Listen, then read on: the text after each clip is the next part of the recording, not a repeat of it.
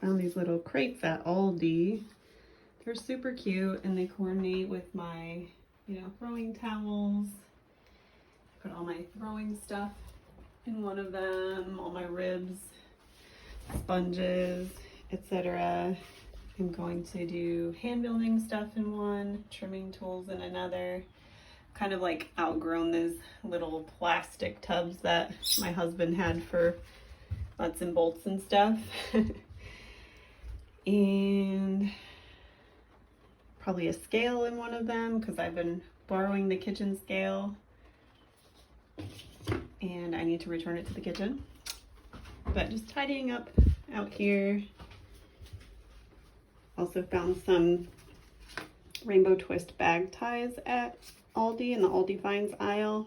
So I'm going to use these to tie up my bags of clay when I do reclaim in my fresh bags so that I can get them out of these damp boxes and actually start using my damp boxes in the way that they're intended.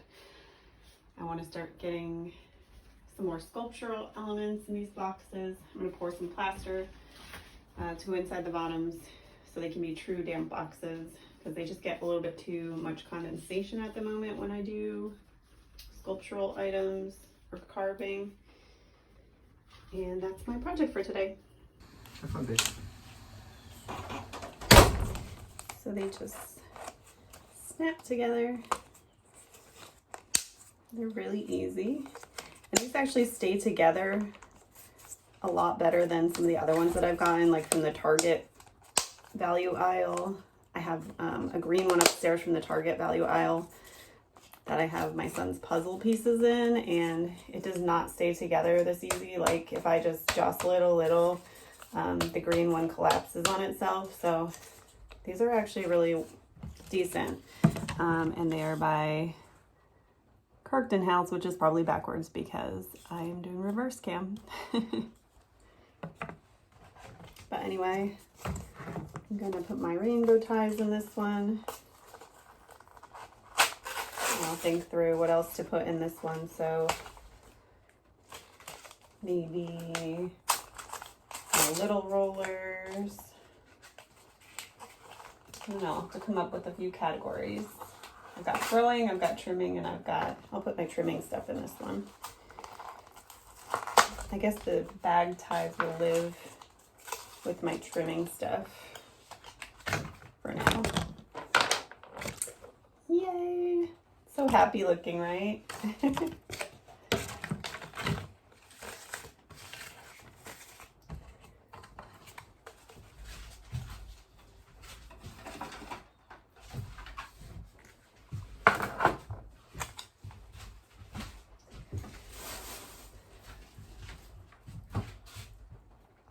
I've definitely overgrown.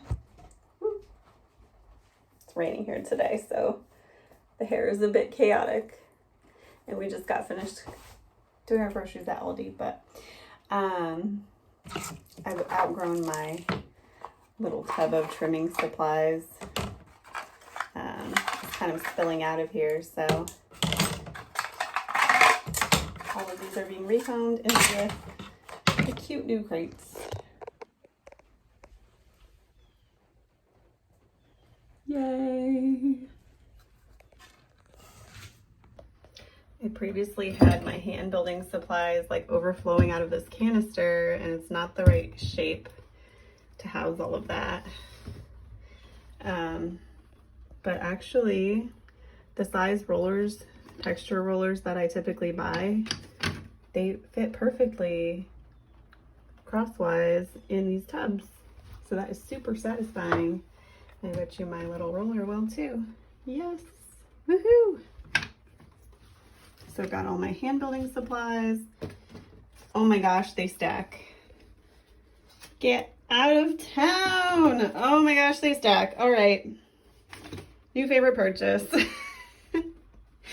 This is all of my trimming supplies, all of my hand building supplies under that, and then my throwing supplies over there, and they match my throwing rag perfectly.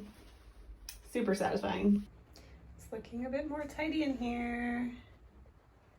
Sorry, I need to clean off my bats. like 3 of them still have clay on them. I don't know if I'll keep this canister out here, but for now it's housing my syringe for when I do my reclaim.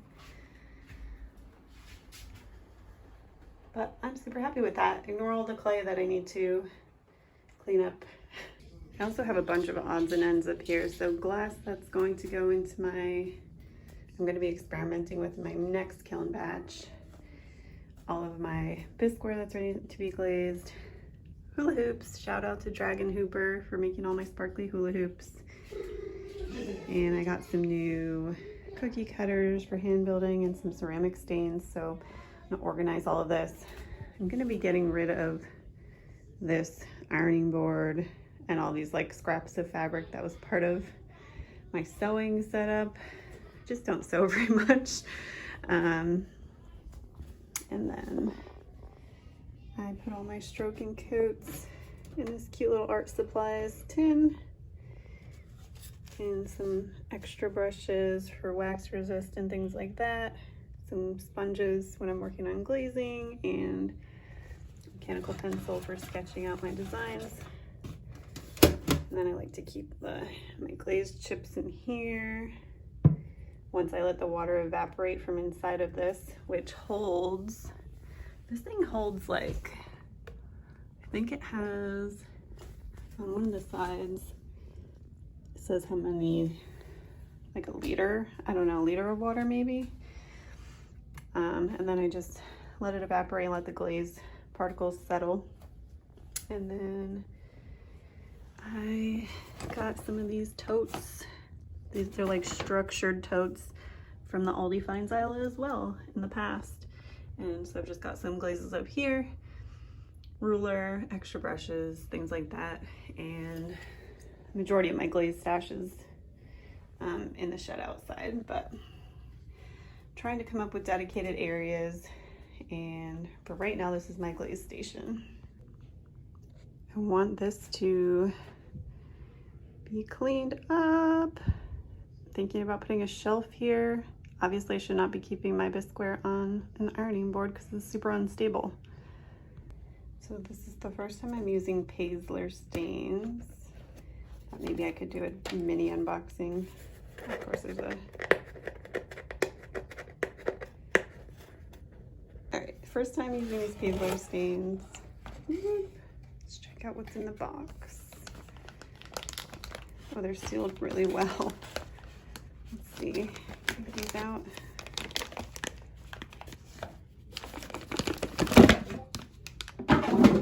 Oop. Lots of cool colors. Hunter green, medium green, royal blue. There's a yellow, purple, black. Looks like pink. Brown, red, blue, white, orange. Very excited to try these out. One thing about being a mom of 2 and a 6-month-old in particular is you have no shortage of baby food jars, which is glass to experiment with in the kiln. All right, that is instantly cuter. So I've got my, can always use a big sponge in a pottery studio, some extra stamps, cookie cutters. I just got this set in front and it looks massive. So the jury's out on that. Maybe I bought them way too big. Glass containers to break up and use in the firing. Some bisqueware ready to glaze. Some mason stains so I can play with colored clay. Always my pottery logbook. And then this is my messy glazing area of all the stuff that I just got in my haul. Also, just a sped up update to mention that things are going a lot better with those Garrity ribs. I've been able to make some cute travel tumblers with their drinkware ribs. And that's what you're seeing here. And this was just a quick little mama me time throwing session before bringing my son to the ninja gym.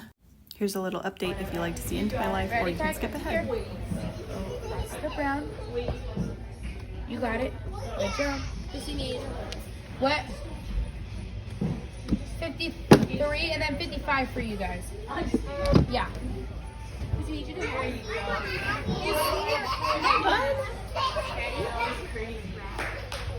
That was good.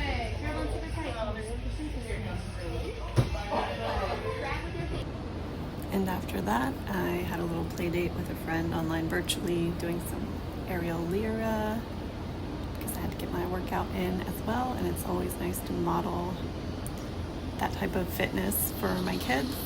And a lot of the workouts that I do are very much play related. I love anything climbing or spinning or upside down. So my kids see me doing lessons and they're like, I want a lesson, I want a lesson. So I'm glad it's something we can all be excited about. And if you like this type of little life update in between the pottery content, let me know and I will include more of this. But I promise I will resume with the pottery content after a few words from our sponsor. Just kidding. This is my son, Cal. He has a lot to say. He is about 7 months right now. Crawling? You're learning how to get your butt up in the air, too. Hi. Anyway, back to what you came for. I'm doing a little reclaim here in my Happier camper, which I've since flipped into being my clay studio. It used to be in my tiny shed, but I've moved my pottery wheel in here, and then there's a fan and an AC built into the roof, so that's been much more enjoyable in the Florida summer heat. And of course, taking a small excursion to the natural springs also doesn't hurt. When I got back home, I worked a little bit on a project that I was trying to complete for a lady on my team at work because I work in a corporate 9-to-5 that was retiring this year. So I wanted to see her off with a little handmade present out of the kiln, and I wanted the mug to say logged off. So I used some stickers as a tape resist, which I had never thought about using stickers before in this way. I always use like stamps to impress into the clay and then underglaze, but this was honestly a lot easier than messing around with underglaze and wax resist. So I'm going to try this again. You'll see when this came out of the kiln, it was a little bit of a fail because of the glaze combination that I used. I was halfway through glazing it and then realized, oh my gosh, this is a drippy combination. What am I doing? I should have used a more stable glaze around the letters. I did use textured kiwi fruit on the bottom, which is stable, and I thought that'll be good. I didn't want to put it around all the letters. I should not have combined it with Spanish moss because that was kind of my downfall on the top row of letters. And I think I put kimchi on the rim. So looking back, I will do this a bit differently, but it was fun to experiment with. And she thought it was pretty funny because we just made a joke like, that's how logged off you are. You're so logged off, the mug melted. Does anybody else get really nervous pressing that start button? I always second guess myself, but I'm getting a little better. And then it was off to Lyra class again. I take this class every Friday morning. It's really the one time a week I get out of the house because I work from home on my corporate 9-to-5 job.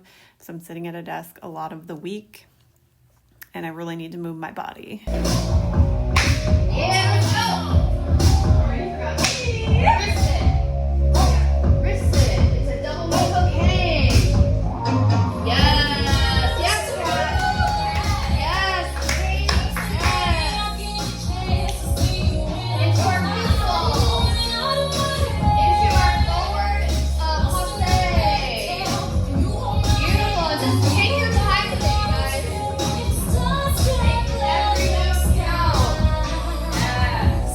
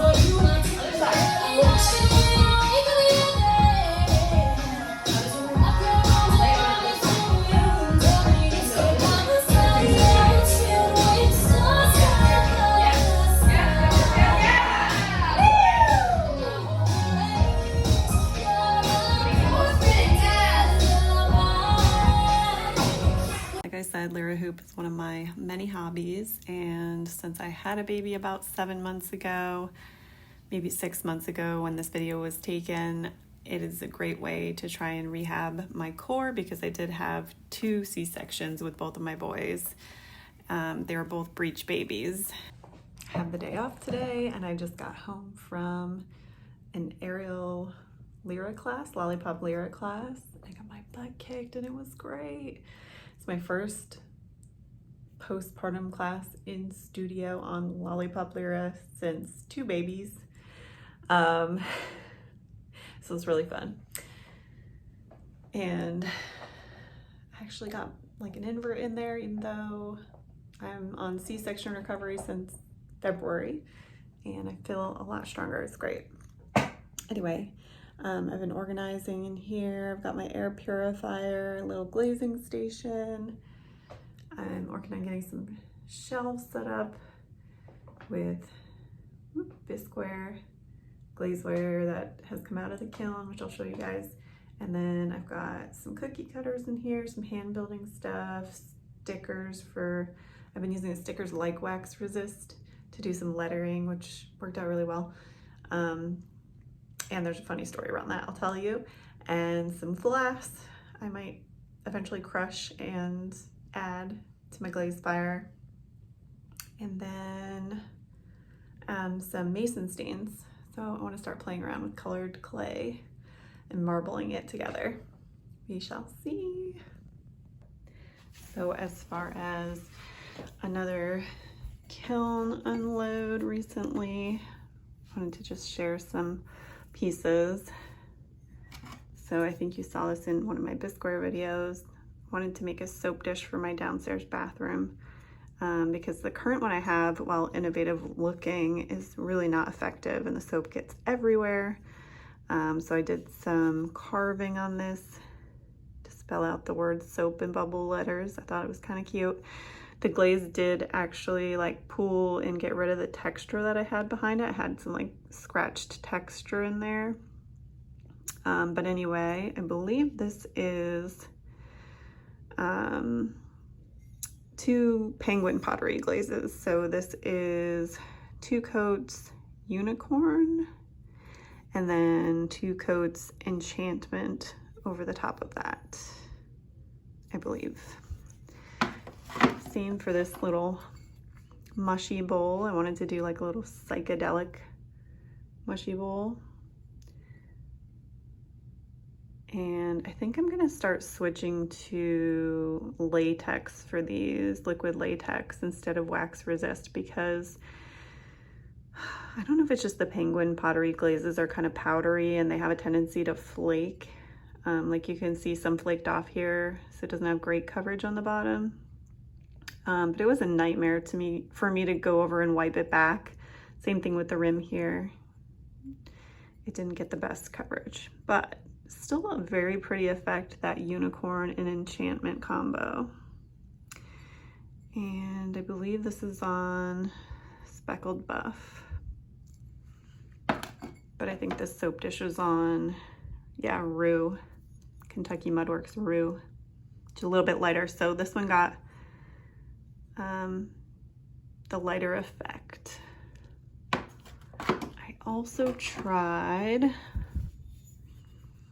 this did not come out as anticipated, and I'll talk about this in a second because this is actually one of my favorite glaze combinations, but this was my first time trying it on Rue, Kentucky Mudworks Rue, and I think that it didn't have a lot of space to run down and pool, but where it did, you can see it just kind of got this like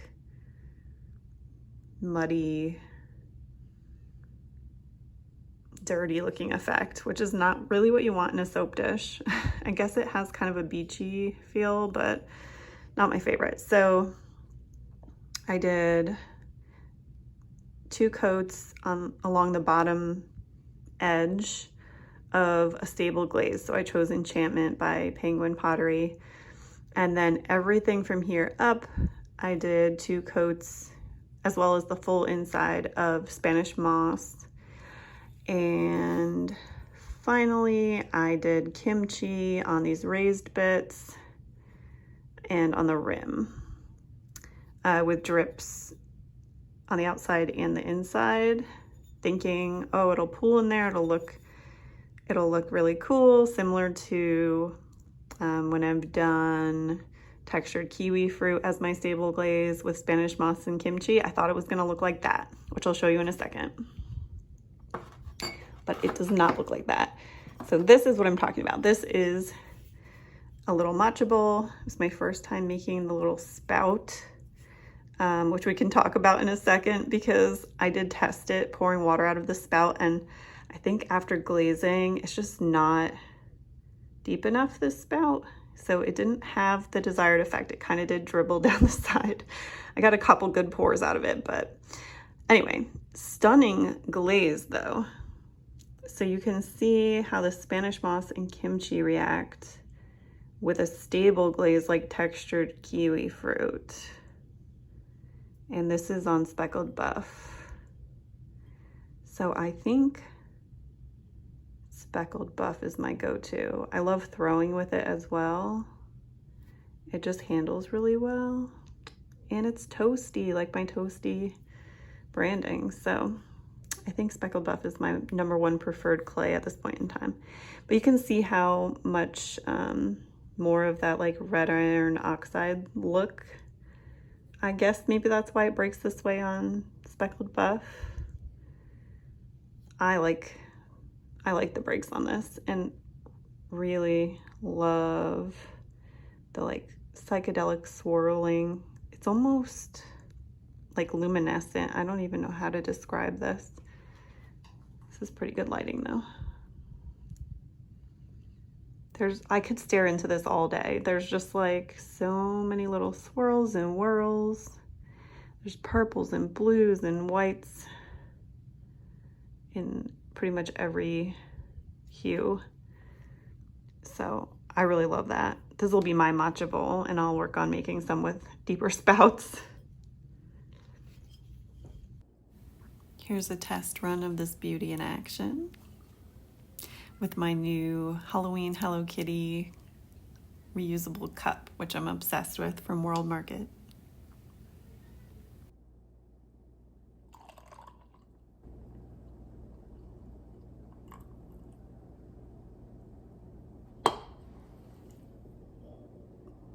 Seriously, so satisfying, the matcha drips inside the glazed matcha bowl.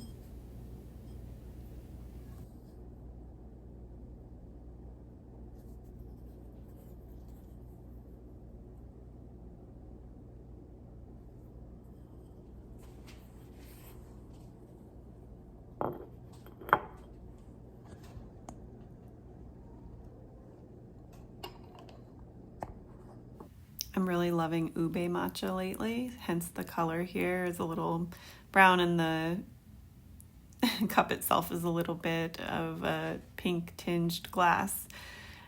So that's what you're seeing. I got a little bit of ube simple syrup that I layer in on the bottom, and it is delicious. But I love the textured kiwi fruit at the bottom, especially for a matcha bowl, because that matcha, you want it to have a nice deep green color. And then this actually threw me for a loop. So this glaze combo on my first coffee pour over, I think I did a pretty good job throwing and trimming this. This is the same glaze combination. So you're like, what? But this is on the roux clay, Kentucky Mudworks roux. And I'm a little bit thrown for a loop. Actually, you know what? I take that back. This is not the exact same glaze combination. It's the same glaze combination as this one here. So I did enchantment all over, penguin pottery enchantment. Top, bottom, everything, except for this rim, because I fired it this way. Enchantment all over ×2. Then I did Spanish moss on the inside till about here, and then kimchi on the inside till about here. 2 coats for everything. So I was thinking enchantment would be my stable glaze. And then on the outside, same thing. So enchantment, doing this one-handed, enchantment all over, and then Spanish moss starting here, up, all over the top. And kimchi just on this top part, I believe, which made it, you can see this little tiny speck of kimchi because the penguin glaze flaked, and then I did some like doctoring with the kimchi, so you can see a tiny red piece there. But like those purples and pinks that you would expect did not show up with the enchantment. Let me see if I can find some. There are some teeny tiny swirls, if I recall. Trying to find them. Barely. Maybe on the inside. Let's see.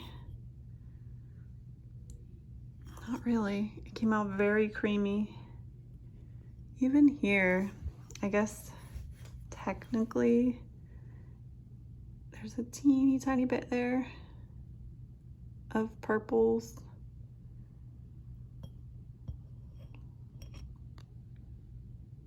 But anyway, super happy with the firing schedule for everyone that recommended the Camille Hoffman method. I didn't get any pinholes, which is amazing. All right, just got home from the Costco morning rush. It's time to test out the coffee pour over that we threw. Using my favorite mug, even though this is not a mug that I created. It's a mug my mom bought for me. It's starting to feel like fall as we come into, let's see, end of September here.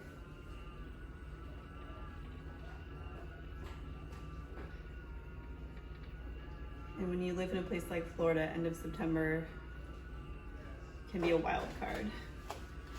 So I've got my chocolate hazelnut. This is actually really tasty. And the number 4 coffee filters. So we'll see if these fit.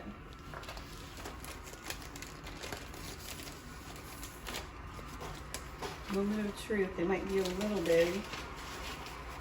Let's see. Once the coffee's in there, it's not too bad.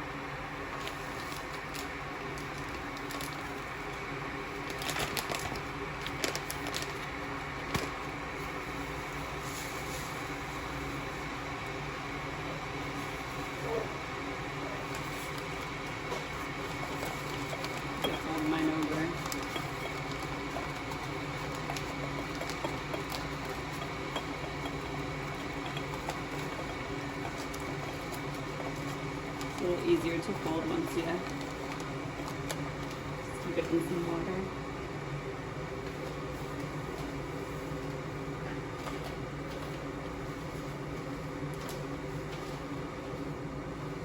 Ready for Halloween. I've got my monster on today.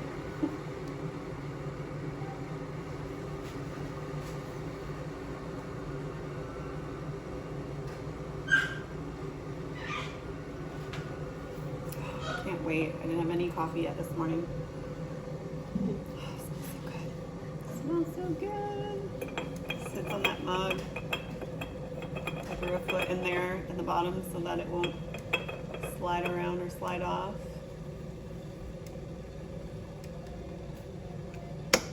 Yes. Here we go. So I don't have one of those gooseneck kettles. But apparently you're supposed to soak it with a thin stream and let it do its pre-infusion for at least 60 seconds, I believe. But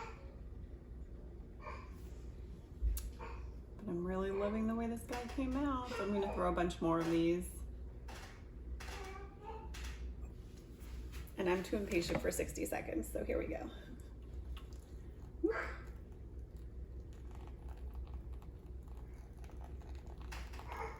Hopefully we'll get to hear that little trickle coming through the bottom. Yes, do you hear it? Do you hear it?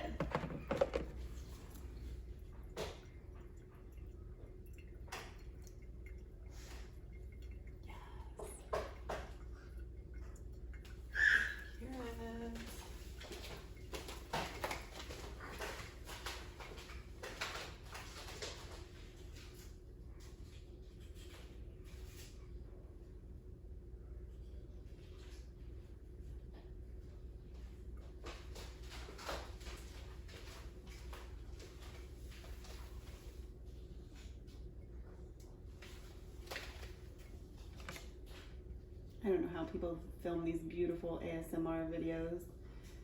I just shoved another snack in my toddler's face in the high chair behind me so that we could have quiet and maybe be able to hear some of this beautiful coffee pour over.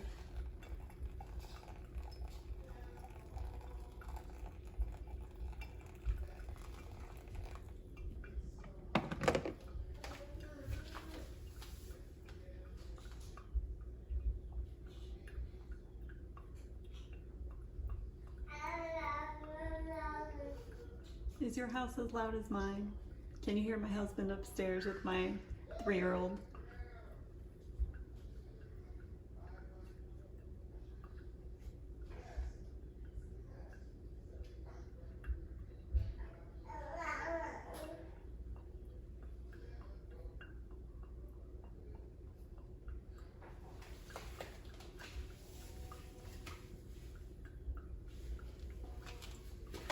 And a little coffee wouldn't be complete.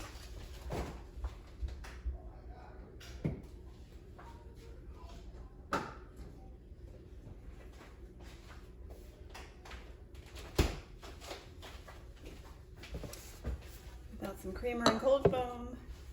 Pick your poison.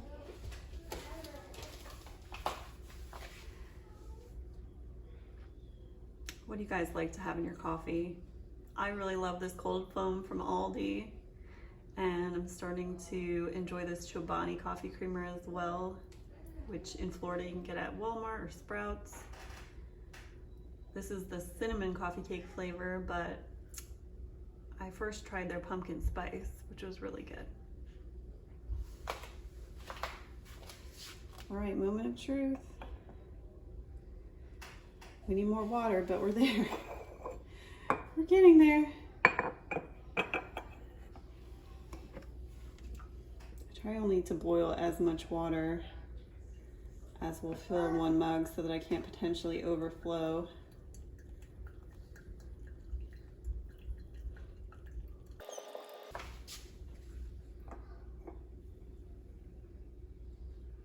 All right, beautiful.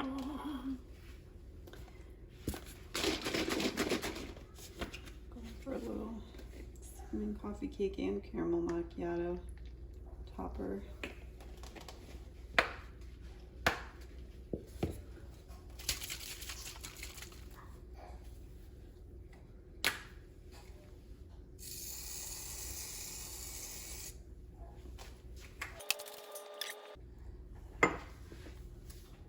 Oh, it's good. It's good. Okay, lastly, this is the one that I was most looking forward to. It's my first wheel thrown mug that I added a thumb rest to. I really like the shape of it. I think it's cute the way it chunks out at the bottom. She's a little chonk. Perfect size, in my opinion, for a cup of coffee, even though I said I drink coffee by the bowl. I do like my kind of latte cappuccinos in the morning, so I tend to drink a smaller cup just because I do like a double shot of espresso, and then I top it off with whatever flavored creamer I'm into.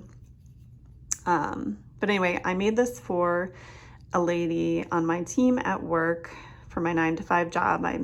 I work in insurance, in corporate, and I wanted to make her a mug for her retirement. I don't think she's gonna see this, but that says logged off, kind of like I'm logging off, but like indefinitely. So she is on her extended coffee break. And I used these sticker letters as like a resist, and it looked like really great before I fired it. And honestly, 2 seconds into glazing this, I realized my mistake, but I also just wanted to see what would happen. I should have continued the textured kiwi fruit like as a stable glaze up much further, and then just probably use the kimchi on the back half and the Spanish moss on the back half, because the floating glazes run, obviously, which I knew that. So you can see the word off much better here because the textured kiwi fruit came up just to the bottom of that. So it did kind of stop the run a little bit. But again, this glaze combination is so gorgeous on speckled buff. I just love it. It's my favorite right now. I guess I did get a tiny pinhole there, but it's on the outside. I'm not going to refire it. I need to get it over to her. I have to send it to Ohio, so I'm going to drop it in the mail today. Her retirement date is actually coming up next week. On the handle too, I could look at this mug all day, I'm telling you. It's just really gorgeous. Let me see if I can go over even closer to the light. Oh yeah, there we go. There are like some gorgeous blues and purples. The way the glaze pools in the little thumb rest. Oh my God, stop. It's so good.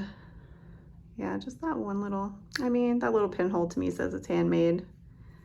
The inside came out great, no cracking. I was having trouble with my mugs for a while with like compression cracks.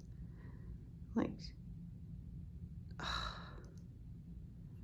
I'm gonna be making more mugs in this combination. I want a big fat mug in this combination.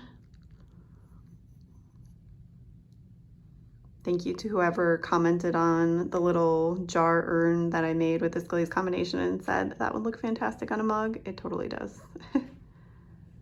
All right, enough. I guess enough with this one. She's the love of my life. Love of this kiln unload. Of course, when you leave the baby unattended with a snack, he gets it all in his hair. And I would be remiss not to include some throwing time in a week in the life of a mom of two potter. So here is a little failed tumbler action turned happy accident. I used a ton of clay. I got it good and centered, but I kind of failed with the drink ribs again. Almost flopped this piece. It becomes a little wobbly, you'll see here. But I saved it by fluting it, and now it's one of my favorite little scalloped pedestal dishes. You can see me checking on it here in the leather heart stage. I kept it good and wrapped so that I wouldn't get any cracks and let it just dry very slowly. And this was on my Laguna Redstone clay. I have not glazed fired this yet, but you'll see it in my next video. I'm doing a whole bunch of test tiles to figure out what type of combination I really want to use for this. So stay tuned on that. Is this redstone? This might actually be speckled buff. I think it's Laguna speckled buff. Anyways, stay toasty, friends. See you in the next.